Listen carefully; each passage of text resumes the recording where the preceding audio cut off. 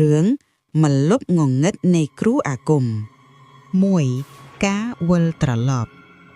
វីរៈបានឈប់ឡានយ៉ាងប្រញាប់នៅមុខរបងឈើដ៏ធំមួយដែលមានស្លែដុះគ្របដណ្ដប់ដើមឈើធំៗនៅអាំសងខាងភ្លឹង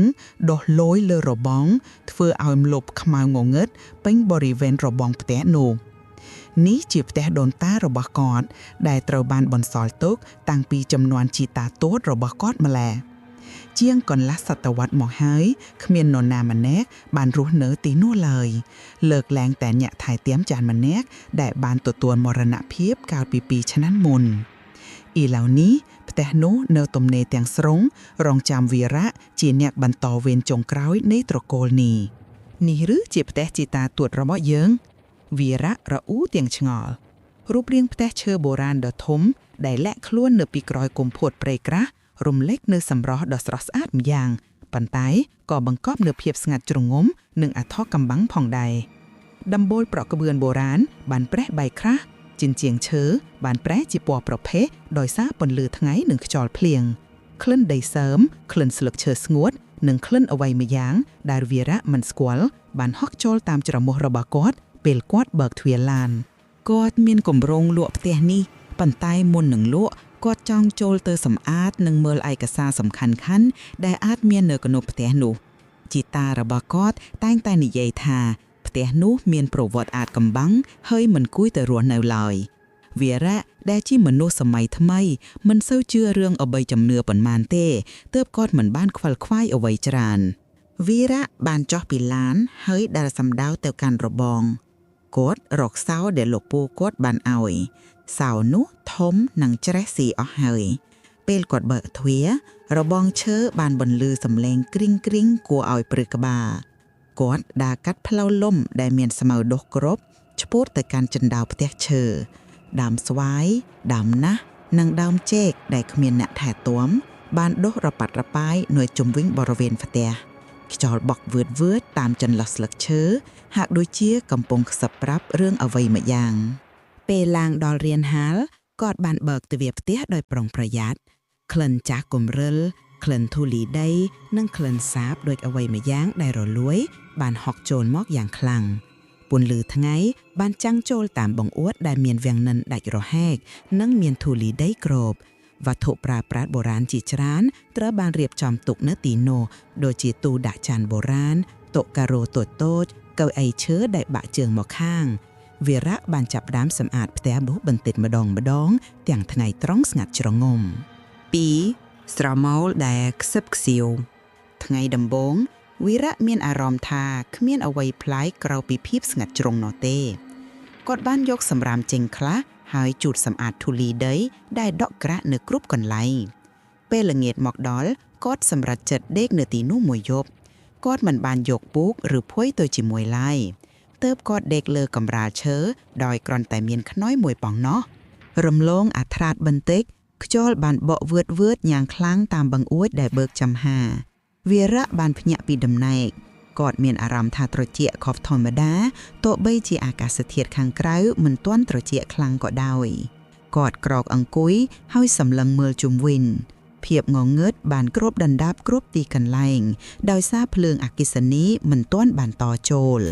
ពន្លឺព្រះច័ន្ទរាងស្ទើរបានចាំងចូលមកតាមបង្អួយធ្វើឲ្យគេអាចមើលឃើញស្រមោលដើមឈើរាំរើលើជញ្ជាំងស្រាប់តែវីរៈបានឮសំឡេងខ្សឹបខ្សៀវតិចហាក់ដូចជាមនុស្ស2នាក់កំពុងនិយាយគ្នាសំឡេងនោះហាក់ដូចជាបន្លឺចេញពីបន្ទប់ខាងក្រោយផ្ទះវីរៈបានបបអង្អែលដៃរបស់គាត់ដែលមានរោមព្រឺទាំងអស់គាត់ប្រឹងស្ដាប់យ៉ាងផ្ចិតផ្ចង់តើមាននរណានៅទីនោះវីរៈសួរទាំងសំឡេងញ័រញ័រសំឡេងខ្សឹបខ្សៀវបានស្ងាត់ឈឹង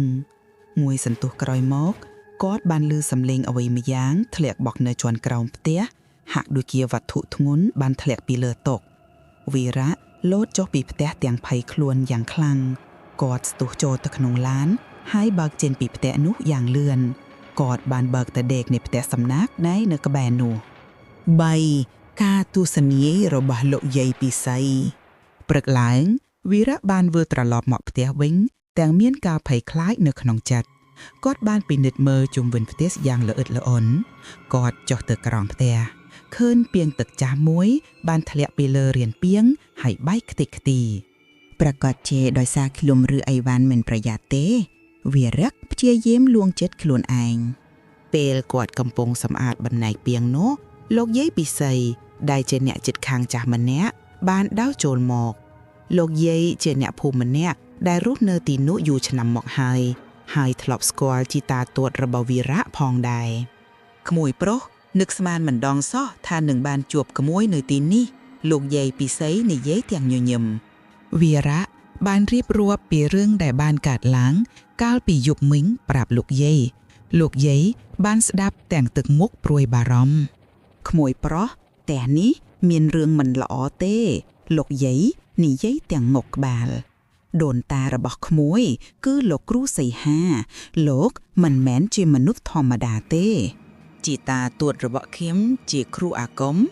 វីរៈសួរទាំងភ្ញាក់ផ្អើលបាទលោកគ្រូសីហាលោកជាគ្រូអាគមដ៏ខាងពូកែម្នាក់ក្នុងសម័យនោះលោកមានចំណេះដឹងជ្រៅជ្រាបផ្នែកមន្តអាគមខ្មែរងងឹតឬគេថាលោកបានសិក្សាវិជ្ជាទាំងនោះដើម្បីការពារភូមិប៉ុន្តែពេលក្រោយមកលោកបានឃ្លាតចាកไปមាគាសុចរិតលោកបានព្យាយាមស្វែងរកវិធីដើម្បីបំផ្លែងវិញ្ញាណមនុស្សទៅជាវិញ្ញាណអមតៈដោយត្រូវការជំនួយពីថាមពលងងឹតលោកបានស្លាប់យ៉ាងអាថ៌កំបាំងនៅក្នុងបន្ទប់សម្ងាត់មួយក្នុងផ្ទះនេះហើយតាំងពីពេលនោះមកផ្ទះនេះបានក្លាយជាកន្លែងដែលគ្មាននរណាហ៊ាននៅឡើយជីតាក្មួយធ្លាប់ប្រាប់ថាលោកគ្រូសីហាមិនទាន់បានស្ងប់ទេវិញ្ញាណលោកនៅតែវិលវល់នៅទីនេះសម្ដីរបស់លោកយាយបានធ្វើឲ្យវីរៈព្រឺឆ្អឹងខ្នងគាត់ចាប់ផ្ដើមជឿថារឿងកាលពីយប់មិញមិនមែនជាការចៃដន្យឡើយវីរៈបានគិតពីរឿងដែលលោកយាយពិសីបានប្រាប់គាត់ចាំបានថា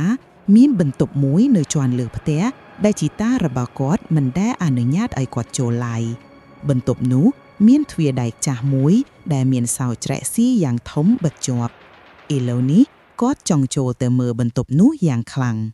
គាត់បានតែរកសោនៅក្នុងប្រអប់ដាក់សោចាស់ដែលជីតារបស់គាត់ធ្លាប់ទុកគាត់រកឃើញសោធំច្រេះស៊ីមួយដែលត្រូវនឹងសោទ្វារបន្ទប់នោះពេលគាត់យកសោទៅដោតចូលគាត់មានអារម្មណ៍ត្រជាក់ស្រឹបនៅចុងម្រាមដៃសោនោះបានបោតចេញយ៉ាងពិបាក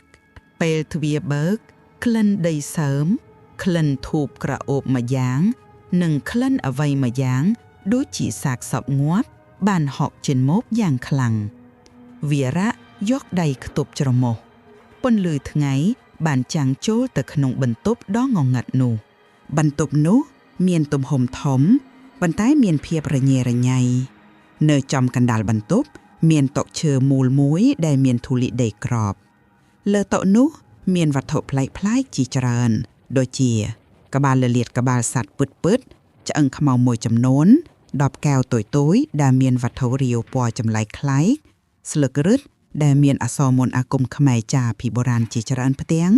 និងសៀវភៅចាស់គំរិលមួយក្បាលដែលមានស្បែកគ្របមួយរោមសត្វវីរៈបានចូលទៅកាន់តុនោះនន់ដោយប្រយ័ត្នគាត់ចាប់យកសៀវភៅនោះវាធ្ងន់និងក្រាស់ខ្លាំងណាស់នៅលើគម្របសៀវភៅមានអក្សរចាថាគម្ពីរបំផ្លែងវិញ្ញាណនៃលោកគ្រូសីហាគាត់បានបើកសៀវភៅនោះទាំងដៃញ័រទ្រង់នៅទំព័រដំបូងមានរូបគំនូរដ៏គួរឲ្យខ្លាចមួយដែលបង្ហាញពីបុរសចំណាស់ម្នាក់កំពុងធ្វើពិធីបូជាសត្វចម្លែកណែកនៅក្រោមពន្លឺព្រះច័ន្ទពេញវង្សគាត់បានបន្តអាន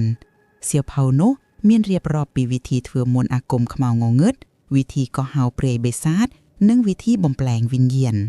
វីរៈបានអានដោយយកចិត្តទុកដាក់បំផុតនៅចម្ពោះចុងក្រោយដែលនិយាយពីការបំផ្លាញវិញ្ញាណគម្ពីរនោះបានរៀបរាប់ថាដើម្បីបានវិញ្ញាណអមតៈគេត្រូវតែលះបង់នៅឈាមនៃអ្នកបន្តត្រកូលដោយផ្ទាល់ក្នុងពិធីបូជានៅថ្ងៃចន្ទ្រាគ្រាហើយត្រូវប្រើប្រាស់វត្ថុអាគមមួយឈ្មោះថាដំបងសក្តិសិទ្ធិនៃគ្រូសីហាដែលមានដោតក្បាលលលាតក្បាលមនុស្សពិតៗនៅពីលើ កុំពីនោះក៏បានប្រាប់ថាលោកគ្រូសីហាមិនបានសម្រេចនៅពិធីនោះឡើយដោយសារមានការក្បត់ពីសំណាក់សិស្សរបស់លោកផ្ទាល់ដែលបានដាក់មន្តអាគមបណ្ដាសាទប់វិញ្ញាណលោកកុំឲ្យទៅកើតបានដើម្បីកុំឲ្យលោកអាចបំពេញពិធីបំផ្លាញវិញ្ញាណនេះបានតទៅទៀតវិញ្ញាណលោកនឹងនៅវិលវល់រហូតទាល់ទៅពិធីនោះបានបញ្ចប់ដោយមានអ្នកបន្តត្រកូលជាឈាមផ្ទាល់នៃដូនតាចូលរួមវីរៈភ័យខ្លាចយ៉ាងខ្លាំងពីដឹងថាខ្លួនឯងជាឈាមផ្ទាល់នៃត្រកូលនេះគាត់បានដើរមើលជុំវិញបន្ទប់នោះស្រាប់តែគាត់បានប្រទះឃើញដំបងអាគមដ៏គួរឲ្យខ្លាចមួយដេកនៅជ្រុងបន្ទប់ដោយមានបណ្ដូលលលាតក្បាលមនុស្សពិតៗនៅពីលើដែលមានភ្នែកក្រហមឆ្អៅ 5. ការយាយីនៃវិញ្ញាណលោកគ្រូសីហាបន្ទាប់ពីអានគម្ពីរនោះចប់វីរៈបានបិទបន្ទប់នោះវិញហើយសម្រេចចិត្តលក់ផ្ទះនេះឲ្យបានឆាប់បំផុតប៉ុន្តែយប់នោះគាត់មិនអាចដេកលក់ស្រួលបានឡើយម៉ោងប្រហែល2រំលងអាត្រាតវីរៈត្រូវបានដាស់ឲ្យភ្ញាក់ដោយសំឡេងកកកណ្ដាស់ដ៏គួរឲ្យខ្លាចមួយដែលបន្លឺចេញពីបន្ទប់សម្ងាត់នោះគាត់បានលោតចេញពីគ្រែយ៉ាងលឿនសំឡេងនោះកាន់តែលឺខ្លាំងឡើងហាក់ដូចជាបរិសចំណាស់ម្នាក់កំពុងកកចេញឈាមស្រាប់តែទ្វារបន្ទប់សម្ងាត់បានបើកបន្តិចម្ដងដោយខ្លួនឯងបង្ហាញឲ្យឃើញភាពងងឹតនៅខាងក្នុងខ្យល់ត្រជាក់បានបក់វឺតចូលមកក្នុងបន្ទប់ដែលវីរៈកំពុងដេកវីរៈមើលឃើញស្រមោលខ្មៅធំមួយកំពុងលូនចេញពីបន្ទប់សម្ងាត់នោះស្រមោលនោះមានទម្រង់ជាមនុស្សបរិសចំណាស់ម្នាក់ដែលស្លៀកពាក់អាវកម្ពុជាបុរាណភ្នែករបស់វាមានពន្លឺក្រហមឆ្អៅដូចធ្យូងដែលកំពុងឆែកូនចៅអើយឯងបានមកហើយសំឡេងស្អកបន្លឺឡើងតិចហាក់ដូចជាខ្សឹបនៅក្បែរត្រចៀករបស់វីរៈបានបោះជំហានថយក្រោយយ៉ាងប្រញាប់គាត់មិនហ៊ាននិយាយអ្វីឡើយស្រមោលនោះបានដើរសម្ដៅមករកគាត់បន្តិចម្ដងគាត់មើលឃើញវាកាន់ដំបងអាគមដែលមានលលាតក្បាលមនុស្សដោតពីលើពន្លឺក្រហមឆ្អៅបានចាំងចេញពីភ្នែករបស់លលាតក្បាលនោះមកនេះកូនចៅជាទីស្រឡាញ់ពិធីរបស់យើងត្រូវតែបញ្ចប់នៅថ្ងៃចន្ទ្រគ្រាសនេះសំឡេងនោះបន្លឺឡើងម្ដងទៀតវីរៈស្រែកឡើងយ៉ាងខ្លាំងហើយរត់ចេញពីបន្ទប់នោះចុះមកក្រោមគាត់ព្យាយាមបើកទ្វារមុខផ្ទះប៉ុន្តែទ្វារនោះហាក់ដូចជាត្រូវបានបិទដោយកម្លាំងអាថ៌កំបាំងអ្វីមួយយ៉ាងគាត់ព្យាយាមបើកបង្អួយប៉ុន្តែបង្អួយទាំងអស់ហាក់ដូចជាត្រូវបានបិទជាប់ដោយមន្តអាគមផ្ទះទាំងមូលហាក់ដូចជាកំពុងคล้ายទៅជាអន្ទាក់សម្រាប់គាត់ស្រាប់តែអំពូលភ្លើងដែលវីរៈបានតបណ្ដោះអាសន្នក៏បានដាច់ភ្លើងយ៉ាងប្រញាប់ភាពងងឹតបានគ្របដណ្ដប់គ្រប់ទីកន្លែងសំឡេងសើចយ៉ាងគួរឲ្យព្រឺក្បាលបានបន្លឺឡើងពីជាន់លើផ្ទះវីរៈបានដឹងថាគាត់មិនអាចកេផុតពីផ្ទះនេះបានទេនៅយប់នេះ 6. អន្ទាក់នៃពិធីបំផ្លាញវិញ្ញាណវីរៈបានរត់ទៅជ្រកនៅក្រោមតុបាយគាត់ប្រឹងបិទភ្នែកយ៉ាងណែនទាំងដង្ហើមដកញាប់យ៉ាងខ្លាំងគាត់បានឮសំឡេងចំហៀនជើងចុះពីជណ្ដើរបន្តិចម្ដងសំឡេងនោះកាន់តែលឺជិតឡើងក្លិនធូបនិងក្លិនសាកសពងាប់កាន់តែខ្លាំងឡើងគាត់បើកភ្នែកតិចគាត់មើលឃើញស្រមោលខ្មៅធំមួយកំពុងដើរកាត់មុខគាត់ស្រមោលនោះបានដើរសម្ដៅទៅកាន់បន្ទប់ទទួលភ្ញៀវនៅខាងមុខមួយសន្ទុះក្រោយមកគាត់បានឮសំឡេងគ្រូសីហាបន្លឺឡើងនៅបន្ទប់ទទួលភ្ញៀវយប់នេះជាយប់ដែលអំណោយផលប្រពើសម្រាប់ពិធីរបស់យើងចន្ទ្រគ្រាសនឹងមកដល់ឆាប់នេះវីរៈបានលូនចេញពីក្រោមតុបាយហើយដើរទៅកាន់បន្ទប់ទទួលភ្ញៀវដោយប្រុងប្រយ័ត្នគាត់មើលឃើញគ្រូសីហាជាស្រមោលខ្មៅដ៏ធំមួយកំពុងឈរនៅកណ្ដាលបន្ទប់នៅជុំវិញគាត់មានភ្លើងទៀនដែលកំពុងឆេះយ៉ាងសន្ធោសន្ធៅជាច្រើនដើមនៅជុំវិញភ្លើងទៀនទាំងនោះមានរូបគំនូរចម្លែកឡៃដែលត្រូវបានគូរដោយឈាមសត្វពិតគ្រូសីហាបានលើកដំបងអាគមឡើងលើហើយចាប់ផ្ដើមសូត្រមន្តអាគមបុរាណមួយសំឡេងនោះស្អកនិងគួរឲ្យខ្លាចពេលគាត់សូត្រចប់ខ្យល់ត្រជាក់បាំងបក់យ៉ាងខ្លាំងចូលមកក្នុងបន្ទប់វត្ថុនានាបានរត់រសាត់ទៅមកដោយខ្លួនឯងកូនចៅអើយឯងត្រូវតែคล้ายជាចំណែកមួយនៃពិធីរបស់យើង គ្រូសីហាបន្លឺឡើងទាំងសំឡេងស្រែកវីរៈបានដឹងថាគាត់មិនអាចនៅលាក់ខ្លួនតទៅទៀតបានឡើយគាត់នឹកឃើញគម្ពីរបំភ្លែងវិញ្ញាណគាត់ចាំបានថាគម្ពីរនោះបានរៀបរាប់ពីវិធីមួយដើម្បីទប់ទល់នឹងវិញ្ញាណដែលកំពុងធ្វើពិធីបំភ្លែងវិញ្ញាណនេះគឺត្រូវបំផ្លាញដំបងស័ក្តិសិទ្ធិរបស់គ្រូអាគមដែលជាឧបករណ៍សម្រាប់បំផ្លែងវិញ្ញាណនោះដោយផ្ទាល់ដំបងនោះមានថាមពលងងឹតដ៏ខ្លាំងពូកែហើយក៏ជាកន្លែងដែលវិញ្ញាណរបស់គ្រូអាគមបានជាប់ជំពាក់ផងដែរគាត់បានសម្រេចចិត្តប្រថុយប្រឋានយកជីវិតដើម្បីបំផ្លាញដំបងនោះគាត់បានលូនចូលទៅក្នុងបន្ទប់សម្ងាត់វិញយ៉ាងប្រញាប់គាត់ទៅរកដាវបុរាណមួយដែលជីតារបស់គាត់ធ្លាប់ទុកនៅទីនោះគាត់បានចាប់ដាវនោះយ៉ាងណែនហើយត្រឡប់ទៅកាន់បន្ទប់ទទួលភ្ញៀវវិញខ្មៅការប្រជុំមុខពេលវីរៈមកដល់បន្ទប់ទទួលភ្ញៀវគ្រូសីហាបានងាកមករកគាត់ភ្លាមភ្នែកក្រហមឆ្អៅរបស់គាត់បានសម្លឹងមកកាន់វីរៈយ៉ាងមុតស្រួតឯងហ៊ានបំពានពិធីរបស់យើងគ្រូសីហាស្រែកឡាមទាំងសំឡេងក្រឡគ្រូសីហាបានលើកដំបងអាគមរបស់គាត់ឡើងលើរំពេចនោះពន្លឺខ្មៅងងឹតមួយបានហក់ចេញពីដំបងនោះហើយសម្ដៅមករកវីរៈបានរត់គេចខ្លួនយ៉ាងលឿនពន្លឺនោះបានបុកទៅនឹងជញ្ជាំងផ្ទះបណ្ដាលឲ្យជញ្ជាំងផ្ទះនោះបែកខ្ទេចខ្ទីវីរៈបានដឹងថាគាត់មិនអាចប្រយុទ្ធជាមួយគ្រូអាគមម្នាក់នេះបានឡើយ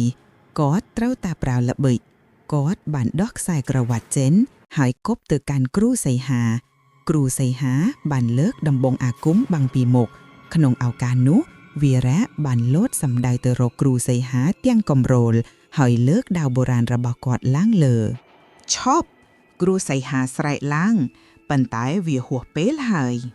វីរៈបានកាប់ដាវនោះទៅលើដំបងអាគមរបស់គ្រូសីហាយ៉ាងអស់ពីកម្លាំងសំឡេងបែកបាក់ដ៏ខ្លាំងបានបន្លឺឡើងដំបងអាគមនោះបានបែកជាពីរលលាតក្បាលដែលនៅពីលើដំបងនោះបានបែកខ្ទេចខ្ទីជាបំណែកពន្លឺខ្មៅងងឹតបានហក់ចេញពីដំបងនោះហើយរត់បាត់ទៅក្នុងភាពងងឹតគ្រូសីហាបានស្រែកឡើងយ៉ាងខ្លាំងទាំងសំឡេងឈឺចាប់ស្រមោលរបស់គាត់បានចាប់ដើមរលាយបាត់បន្តិចម្ដងនងភ្នែកក្រហមឆ្អៅរបស់គាត់បានប្រែជាស្រអាប់ហើយคล้ายទៅជាភាពងងឹតវិញឯងបានបំផ្លាញពិធីរបស់យើងឯងនឹងទទួលបណ្ដាសាអមតៈសំឡេងស្អកនោះបន្លឺឡើងជាចុងក្រោយមុននឹងរលាយបាត់ទៅក្នុងខ្យល់អាកាសភ្លាមនោះពន្លឺអគ្គិសនីបានភ្លឺឡើងវិញខ្យល់ត្រជាក់បានស្ងប់ស្ងាត់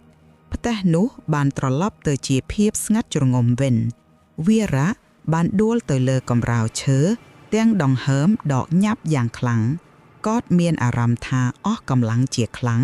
ហាក់ដូចជាទៅតែប្រយុទ្ធជាមួយសត្វចម្លែកដ៏ធំមួយថាបីម្លប់ដែលនៅសល់ព្រឹកឡើងវីរៈបានប្រមូលអីវ៉ាន់របស់គាត់ទាំងអស់ហើយចាក់ចេញពីផ្ទះនោះទាំងគ្មានការស្ដាយស្នោះអ្វីឡើយគាត់បានប្រាប់លោកយាយពិសីថាគាត់បានដោះស្រាយបញ្ហារួចរាល់ហើយលោកយាយពិសីបានគ្រវីក្បាលតិចហើយនិយាយថាកូនចៅអើយពេលខ្លះអ្វីដែលយើងគិតថាចប់គឺមិនទាន់ចប់ទាំងស្រុងឡើយវីរៈបានសម្រេចចិត្តលក់ផ្ទះនោះទៅឲ្យឈ្មួញទិញដីម្នាក់ក្នុងតម្លៃថោកបំផុតគាត់មិនបានយកលុយនោះឡើយហើយបានបរិច្ចាគទៅវត្តអារាមវិញទាំងអស់គាត់បានវិលត្រឡប់ទៅកាន់ទីក្រុងវិញហើយព្យាយាមបំភ្លេចរឿងដែលបានកើតឡើងប៉ុន្តែរូបភាពនៃគ្រូសីហានិងសំឡេងស្អករបស់គាត់តែងតែលងបន្លាយគាត់នៅក្នុងសុពិនជួនកាលគាត់មានអារម្មណ៍ត្រជាក់ស្រិបនៅក្នុងបន្ទប់របស់គាត់ទោះបីជាបើកម៉ាស៊ីនត្រជាក់ក៏ដោយជួនកាលគាត់មានអារម្មណ៍ថាមាននរណាម្នាក់កំពុងតាមដានគាត់តែងតែឮសំឡេងខ្សឹបខ្សៀវនៅពេលយប់ហាក់ដូចជាកំពុងហៅឈ្មោះគាត់ដឹងថាគ្រូសីហាបានបាត់បង់ថាមពលរបស់គាត់ហើយប៉ុន្តែបណ្ដាសាដែលគាត់បានបន្សល់ទុកបានជាប់នៅនឹងខ្លួនវីរៈហើយលោកយាយពិសីនិយាយត្រូវអ្វីដែលយើងគិតថាចប់គឺមិនទាន់ចប់ទាំងស្រុងឡើយម្លប់ងងឹតនៃគ្រូអាគមនៅតែដេញតាមគាត់រហូតហើយនឹងនៅតែជាផ្នែកមួយនៃជីវិតរបស់គាត់ជារៀងរហូត គាត់មិនអាចគេចផុតពីបណ្ដាសាររបស់ដូនតារបស់គាត់បានឡើយជីវិតរបស់គាត់ត្រូវបានផ្លាស់ប្ដូរទាំងស្រុងដោយសាររឿងដ៏គួរឲ្យខ្លាចនោះចប់